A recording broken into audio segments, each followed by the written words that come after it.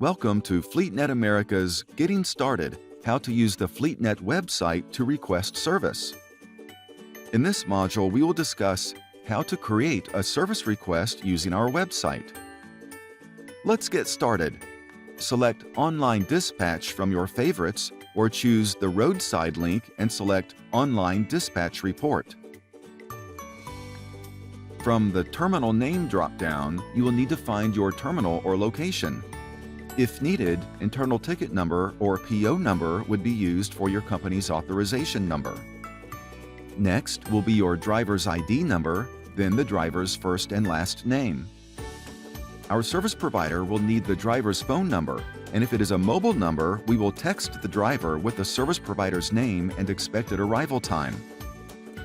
If your equipment is not leased, simply ignore lease information. We need your full name and a callback phone number. In this next section, enter the location of the event. This is an important piece to providing you the correct service provider and giving the provider a way to locate the equipment.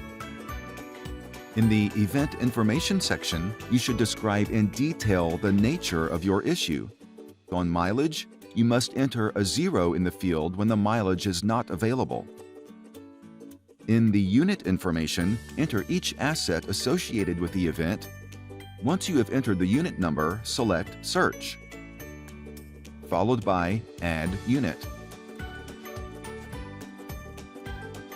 No worries if your equipment is not listed.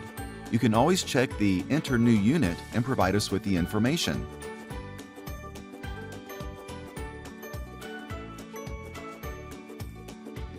Once you submit your request, you will receive an event number on screen and our team can handle it from there.